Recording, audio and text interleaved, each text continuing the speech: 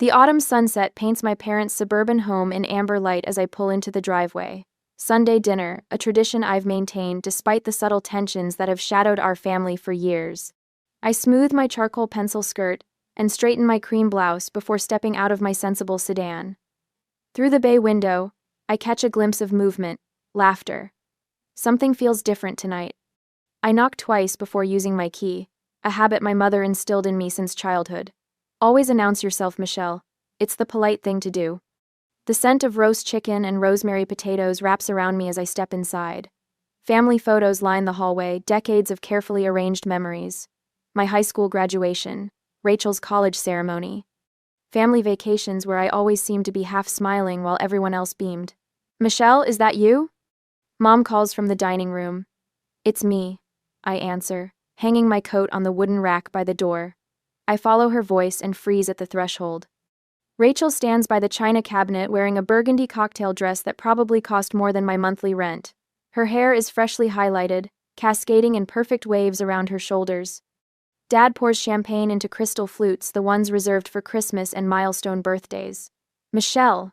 Mom rushes over, pulling me into a hug that smells of Chanel No. 5 in anticipation. She's wearing her good pearl earrings. You're just in time. Dad finishes pouring the fourth glass and raises his own. Perfect timing indeed. We were just about to toast. Toast? I accept the champagne, noting how Rachel can barely contain her excitement, practically vibrating as she clutches her glass. What's the occasion? Mom and Dad exchange pleased glances. To Rachel's future, Dad announces, lifting his glass higher. We clink glasses. The champagne is expensive, dry with hints of apple. I sip slowly, watching Rachel over the rim of my glass. I found it, Rachel blurts out, unable to contain herself any longer. My dream house in Oakwood Heights. That luxury townhouse development they've been building? The one with the rooftop gardens and the community pool? That's wonderful, I say, forcing enthusiasm into my voice. Oakwood Heights, where the starting price for those townhouses begins at $450,000. We put in the offer yesterday, Rachel continues, and they accepted this morning. Can you believe it? I'm going to be a homeowner. Dad wraps his arm around Rachel's shoulders. And we couldn't be prouder. We're helping with the down payment, Mom adds, patting Rachel's hand. From the Family Trust Fund. The Family Trust Fund.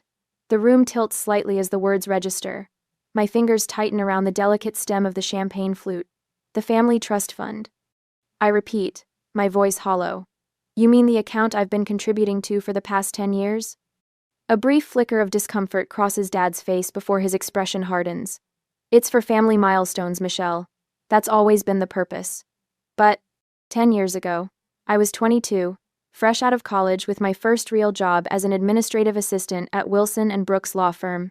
Mom and Dad had invited me to dinner, just the three of us. Dad spread papers across this very table. It's time you started thinking about your future, Michelle, he'd said. A security fund for your wedding someday, your first home. Add what you can each month, Mom had encouraged. We'll manage it, contribute too. When the time comes, you'll have a solid foundation.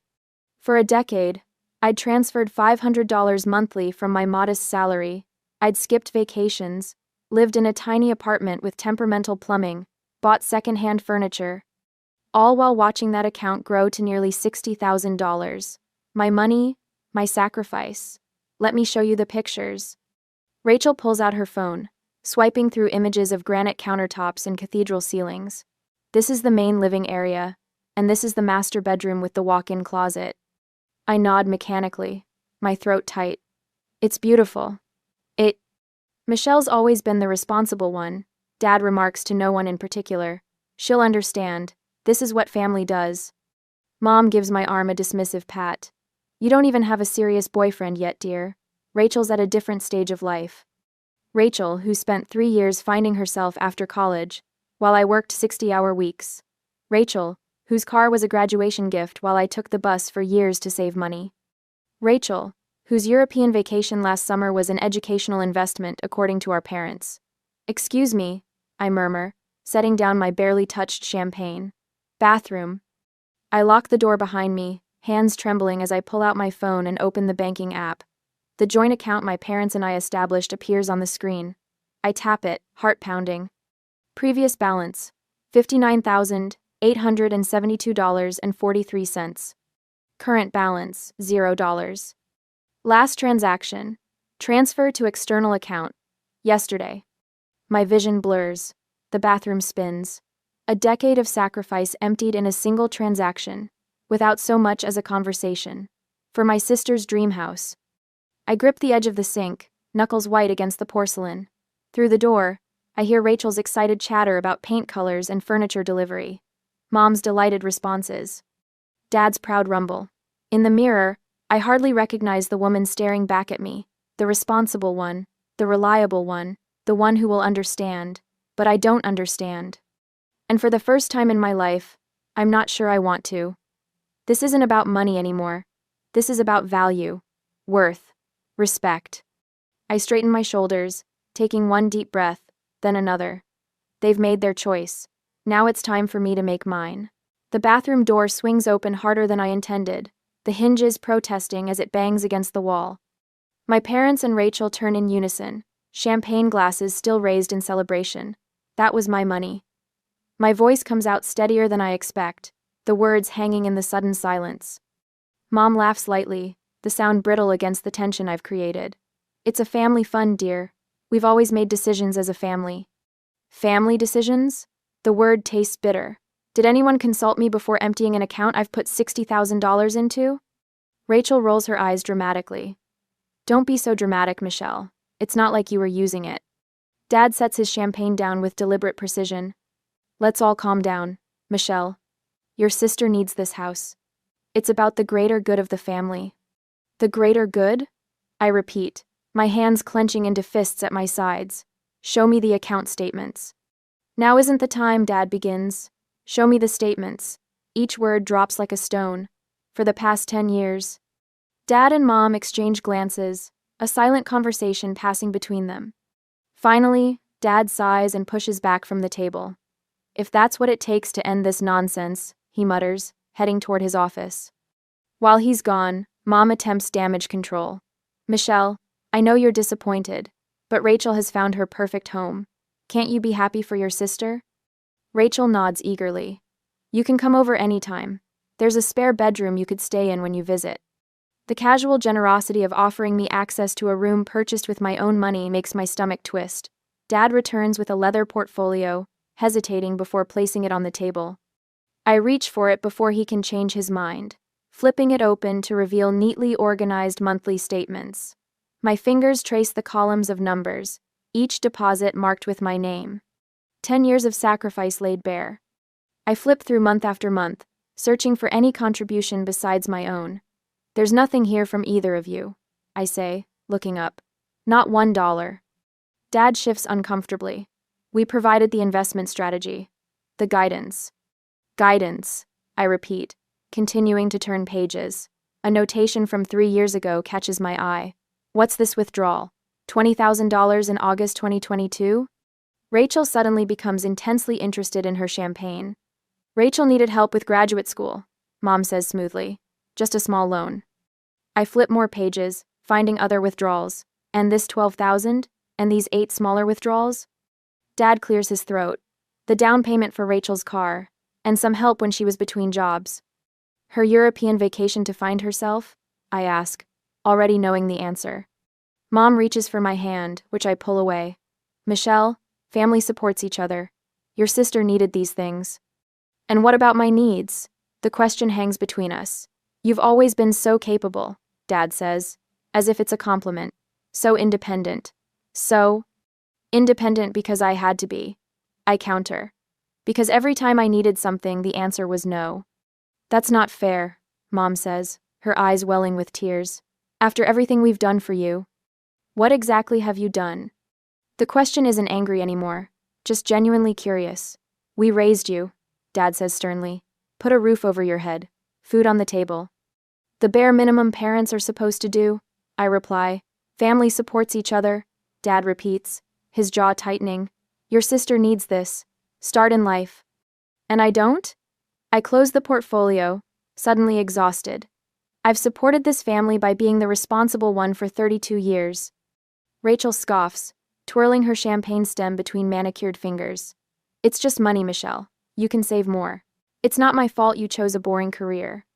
The casual cruelty of her words cuts through the last threads of my patience. I stand, gathering my purse and the portfolio of statements. Where are you going? In. Mom asks, alarm rising in her voice. I made your favorite dessert, lemon squares. I've lost my appetite. Dad stands too, his authority a familiar weight in the room.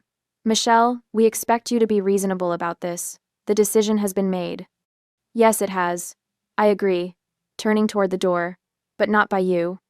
This is ridiculous, Rachel says. You're ruining a perfectly good celebration over some money. I pause at the doorway, looking back at the three of them, Dad, stern and immovable, Mom anxiously twisting her napkin, Rachel annoyed at the interruption of her moment. This isn't about money, I tell them quietly. It's about trust.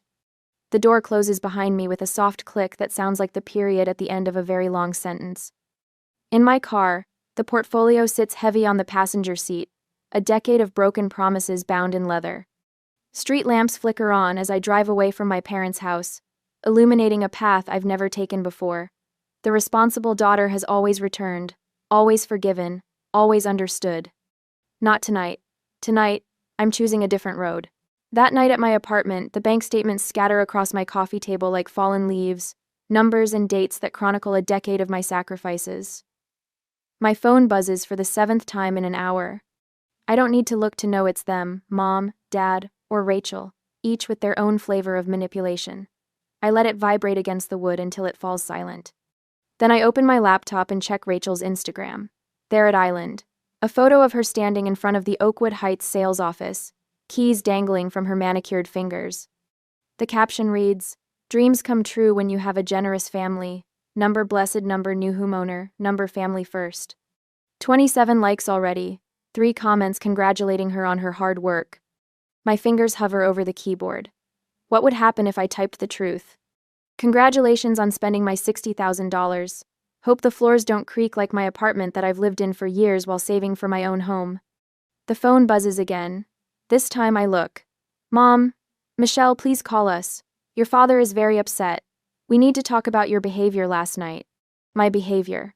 As if walking out of Sunday dinner after discovering they emptied my account was some kind of teenage rebellion. The next message arrives before I can set the phone down.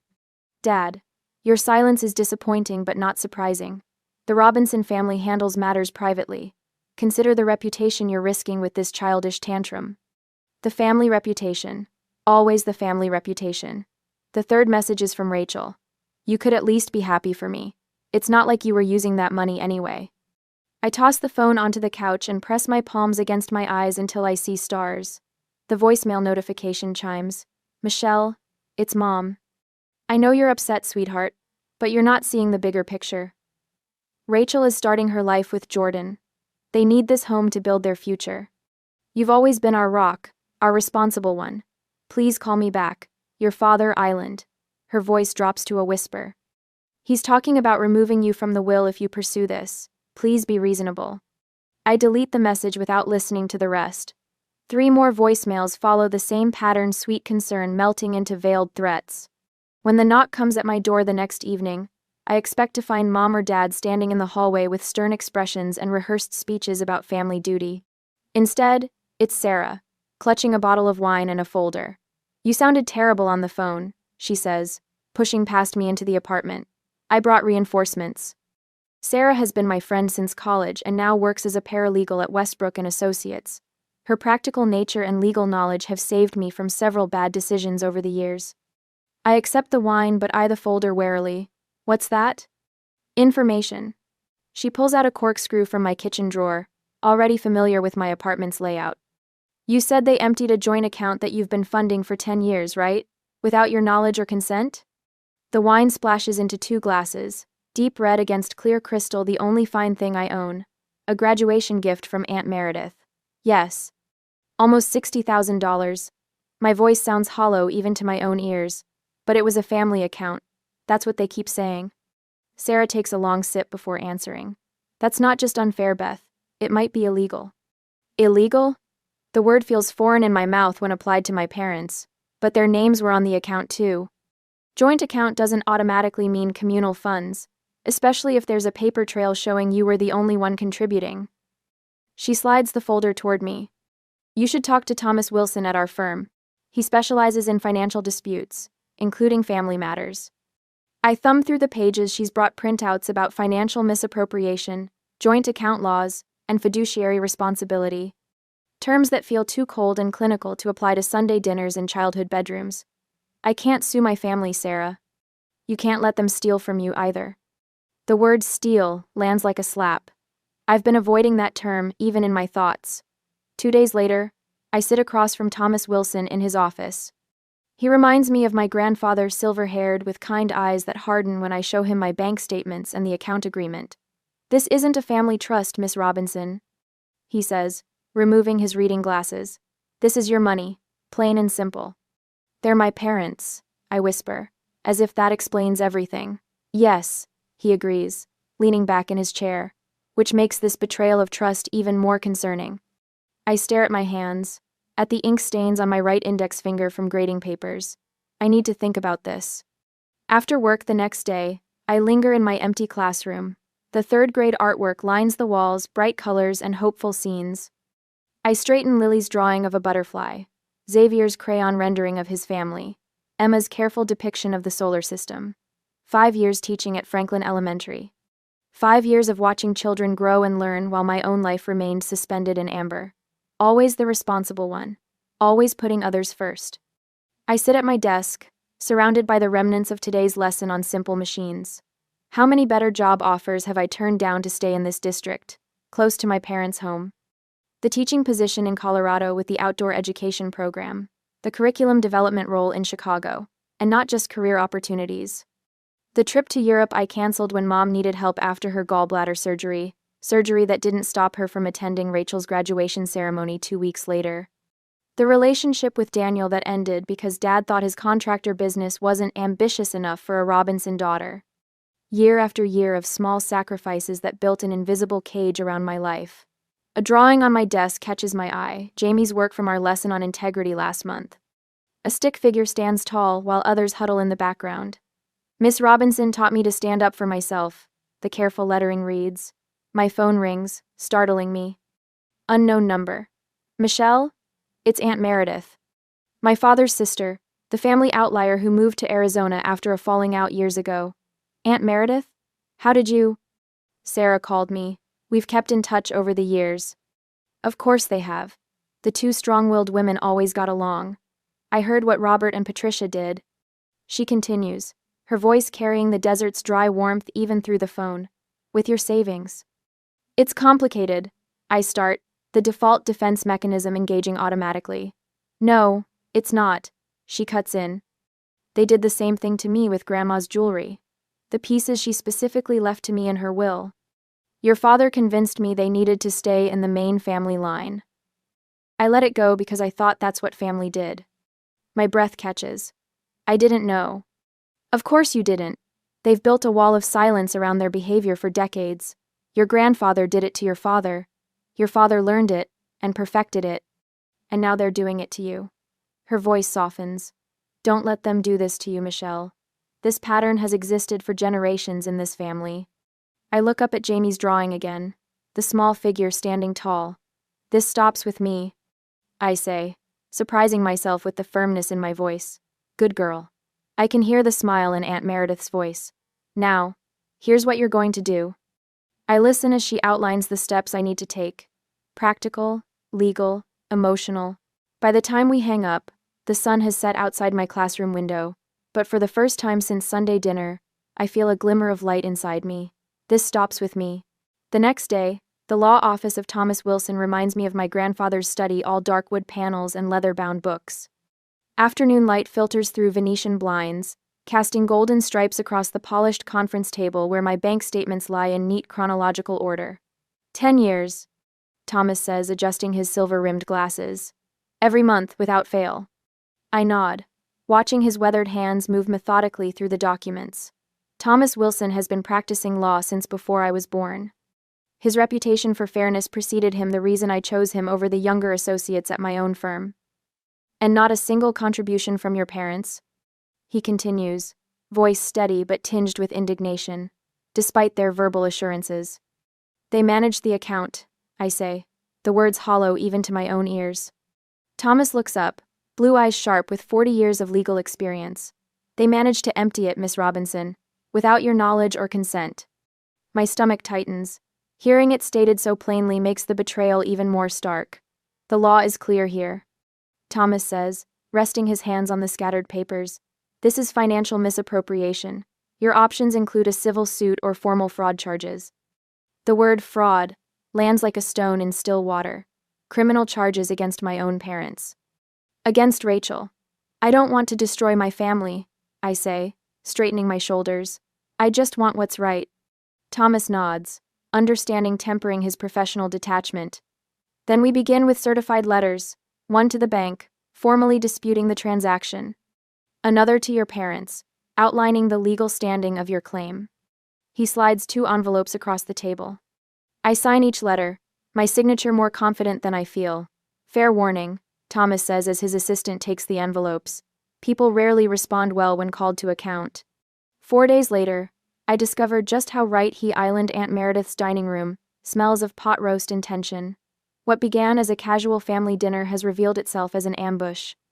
Uncle Frank sits at the head of the table, his typical jovial demeanor replaced by stern disappointment.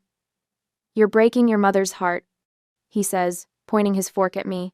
She hasn't slept since those legal papers arrived. I take a measured sip of water. I'm sorry to hear that. Cousin William leans forward, his college quarterback confidence undiminished by middle age. Rachel has always had big dreams, Michelle. You're just a teacher.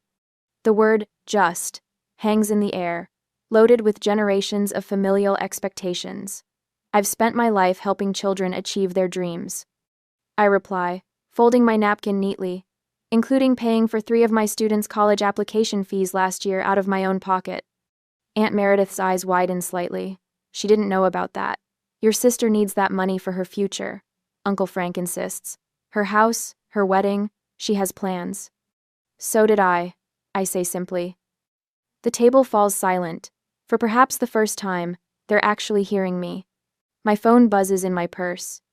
I excuse myself to the kitchen, grateful for the momentary escape. It's a notification from Instagram. Rachel has tagged me in a post. The photo shows Rachel and her boyfriend standing before a sold sign, his arm around her waist, her left hand prominently displaying a diamond ring. The caption reads, "She said yes, celebrating our engagement and our new home. Blessed. New chapter." End quote. Comments flood the post. Congratulations pouring in for the golden child. Friends and family alike celebrating Rachel's charmed life. My fingers hover over the screen. I could ignore it, walk away. But something inside me, perhaps the same steel that made me save month after month, while Rachel spent freely, refuses to remain silent. I type a single, measured comment. Congratulations on your engagement. I hope your home brings you as much joy as my decade of savings brought me. I hit send before I can reconsider, then return to the dining room, just as my phone begins buzzing continuously with notifications. 3 days later, the first real victory arrives in my email inbox. A formal letter from the bank. Accounts frozen pending investigation into disputed transactions. My father calls within the hour, his voice thundering through the speaker. What have you done? Exactly what you taught me, I answer, surprising myself with my calm. Protecting what's mine. He launches into a lecture about family loyalty and ungrateful children, his voice rising with each sentence. I let him finish. Is that all? I ask when he finally pauses for breath. He hangs up without another word. The next afternoon, I'm arranging my 3rd grader's science projects when a shadow falls across my classroom door. My mother stands there, perfectly coiffed as always, looking oddly out of place among the colorful alphabet charts and student artwork. We need to talk, she says, closing the door behind her. We're family. Can't we handle this privately? I continue straightening the display, aligning Mason's volcano with Sophia's solar system model. We could have, I say, finally turning to face her. 10 years ago, or last month, or even at dinner, but not anymore. She steps closer, voice dropping to a whisper, though no one else is around. Do you know what this is doing to your father? To Rachel's wedding plans? I think of decade-old promises. Of bus rides in the rain while Rachel drove her graduation gift car. Of my tiny apartment with its temperamental plumbing. Yes, I say, meeting her gaze directly. I know exactly what this is doing. The same thing you've been doing to me for years. For the first time in my life, my mother looks at me, really looks at me, and I wonder if she's finally seeing the woman I've become rather than the compliant daughter she expected me to remain. A week later, the walnut conference table gleams under recessed lighting as I take my seat beside Thomas Wilson. His silver hair catches the light, and the reassuring weight of his legal experience settles around me like armor. Across from us sit my parents and Rachel, a perfect tableau of familial disappointment. Dad's jaw works back and forth. He hasn't looked directly at me since entering the room. Mom's hands twist a tissue into shreds, her pearl bracelet clicking against the table with each nervous movement. Rachel stares at her phone, scrolling through pictures of granite countertops and walk-in closets she now realizes might slip through her fingers. Let's begin, Thomas says, his voice carrying the quiet authority of 40 years in law. He places a leather portfolio on the table and opens it with deliberate care. Dad's hand slams down. This is ridiculous. We're family, not adversaries. Michelle, I raised you better than this. Did you? The words slip out before I can stop them, quiet but razor sharp. Mom dabs at dry eyes. You're tearing this family apart over money. Money, after everything we've done for you. Thomas clears his throat. Mrs. Robinson, with respect, let's focus on the facts. He slides printed bank statements across the polished surface. These records show a decade of monthly deposits from Michelle's account, $500 each month for 10 years. Rachel finally looks up, color draining from her face as she sees the columns of numbers. Plus, Thomas continues, statements showing zero contributions from Robert or Ellen Robinson throughout this period. Dad's face reddens. We manage the account. That's a contribution. Mismanaged would be more accurate, Thomas replies, his tone unchanged. Under state law, this constitutes financial misappropriation, the transfer of funds without proper authorization. We didn't need authorization, Dad interrupts. It's a family fund. That's not what the paperwork indicates, Thomas says, tapping another document. The account was established in Michelle's name with you as co-signatories, not as a discretionary family trust. Mom leans toward Dad, whispering urgently. His expression shifts from defiance to calculation. Rachel pushes back from the table. You promised me that house. I've already told everyone. I've already picked out furniture. Rachel, Mom says, her tone sharp for the first time. No. Rachel's voice rises. This is humiliating. What am I supposed to tell Jason? That we can't afford the house because my sister is being selfish? Selfish? The word hangs in the air between us. I lived in an apartment with broken heating for 3 winters to save that money. Dad and Mom exchange glances. Some silent communication passes between them, the language of a 35-year marriage that's always excluded me. Dad straightens his tie and leans forward. Let's be reasonable. Michelle, we're willing to compromise. We'll split the money 3 ways fair for everyone. Thomas starts to speak, but I touch his arm. This moment belongs to me. No. The single syllable falls like a stone in still water. It was never yours to split. Dad's face hardens. Is this how you repay us for everything? Your mother and I gave you every advantage. Did you? I place my palms flat on the table. You gave Rachel a car for graduation. I took the bus for 2 years. You paid for Rachel's master's degree. I worked full-time while studying. You funded her finding herself trip to Europe. I haven't had a vacation in 6 years. Mom flinches. And when I trusted you, when I believed you were helping secure my future, you emptied my account without a word. Thomas slides a document forward. We've prepared a settlement agreement, full restoration of Michelle's funds, with 5% interest compounded annually. This is quite generous, considering we could pursue damages. Dad stares at the paper as if it might bite him. You would sue your own parents? I would protect what's mine, I answer, just like you taught me. The room falls silent except for the soft whir of the air conditioning. Rachel's phone pings with a notification, but she doesn't check it. Mom whispers something to Dad. He nods curtly, then reaches for the pen Thomas offers. His hand trembles slightly as he signs his name, the black ink a stark contrast against the white page. Mom signs next, her signature flowing and elegant, never once raising her eyes to meet mine. Rachel stands abruptly, chair scraping against hardwood. This is so typical. Perfect Michelle gets her way again. I've already told everyone about the house. That's not my problem, I say, surprised by the steadiness in my voice. Family helps family, Mom says weakly. That's what we've always believed. This was never about the money. I take the signed agreement Thomas passes to me. It was about respect. Rachel storms out, the door closing with a heavy thud behind her. Mom follows after giving me one last disappointed look. Dad lingers, his authority diminished in the wake of legal consequences. I hope you're satisfied, he says finally. I study his face, the features I've always searched for in my own reflection. I'm not satisfied, Dad. I'm just finally standing up for myself. He leaves without another word. Thomas gathers his documents, tucking them neatly into his briefcase. The bank will process the transfer by tomorrow afternoon. Would you like me to have them prepare a cashier's check? Yes, I say, feeling lighter than I have in years. Thank you. The next day, I hold the check in my hands. $62,865.17. 10 years of my life quantified in dollars and cents. I drive to Westside Elementary where I've taught third grade for 6 years.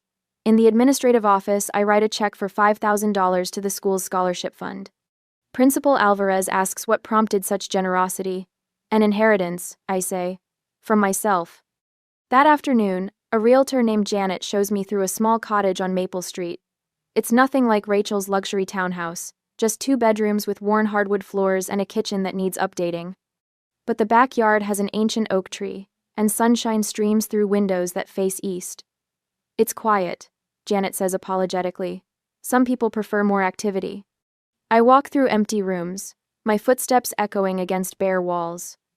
In each space, I see possibilities unfolding: bookshelves filled with novels, a comfortable sofa for Sunday mornings, a dining table where friends will gather. For the first time, I imagine a future entirely of my own design. That evening, I call Aunt Meredith. When she answers, I can hear her television in the background, her favorite game show. I found my home, I tell her. Your home or a house? She asks, always precise with language. I smile into the phone. Both. The morning sun warms my back as I kneel in the freshly tilled soil, planting purple coneflowers along the stone path. 1 year has transformed this overgrown yard into something alive with possibility. Aunt Meredith works beside me, her gardening gloves caked with earth, her silver hair caught in the spring breeze. Your grandmother would approve, she says, patting the soil around a sturdy seedling. She always said gardens are where we plant our hopes. I smile, remembering the woman who taught me patience long before I understood its value. I think I finally understand what she meant. My cottage stands behind us, no longer the neglected foreclosure I purchased with my reclaimed savings. The pale yellow paint brightens the weathered siding, and window boxes burst with geraniums. It's modest, nothing like Rachel's luxury townhouse, but entirely mine. Inside, photographs line the mantel above the small fireplace. My 5th grade class performing their science play. Sarah and me hiking in the Blue Ridge Mountains. Aunt Meredith and I at the closing, holding up my house keys. No recent family portraits grace these walls, an absence that occasionally aches but no longer defines me. Hand me that watering can, would you? Aunt Meredith asks, interrupting my thoughts. As I pass it to her, movement at the garden gate catches my eye. My mother stands there, uncertainty written across her face. She clutches her purse with both hands, looking smaller somehow, diminished without my father beside her. Michelle, she says, using my childhood nickname for the first time since our confrontation. Your flowers are beautiful. Aunt Meredith glances between us, then tactfully murmurs something about checking on her strawberry tarts in the oven. She squeezes my shoulder as she passes, a silent reassurance. Thank you, I reply, rising slowly, brushing soil from my jeans. Would you like to come in? Mother hesitates at the threshold, as if crossing into my space requires permission she's unsure she deserves. I didn't bring anything. I should have brought something. It's all right. She takes 3 careful steps into the garden, then stops. I've been thinking about what happened. What we did. Her voice wavers. I didn't see what we were doing to you. Not really. I told myself we were just being practical. The admission hangs between us, inadequate, yet monumental. A year ago, I would have demanded more, a complete accounting of every inequity. Now, I recognize the courage this small acknowledgement requires. I'm glad you see it now, I say simply. She nods, blinking rapidly. Your father still doesn't understand. He says you abandoned the family. I didn't abandon anyone. I just stopped abandoning myself. A robin lands on the bird bath, splashing briefly before taking flight again. We both watch it go. Would you like some tea? I offer. It's not forgiveness, not yet, but it's an opening, a small crack in the wall between us. Later that evening, my small dining table holds a gathering unlike any my family ever hosted. Aunt Meredith passes a platter of roasted vegetables to Sarah, while Thomas Wilson, my silver-haired attorney, tells a story that has everyone laughing. My colleague Jack raises his glass in a spontaneous toast. To building our own definitions of family, he announces. As twilight deepens, I settle onto my porch swing with my journal. The evening breeze carries the scent of lilacs, as I write the simple truth that took 32 years to discover. The most valuable thing I've gained isn't this house. It's the knowledge that I matter too. I look up as the last light fades, watching fireflies begin their evening dance above my garden. For the first time in my life, I am perfectly at peace in my own space.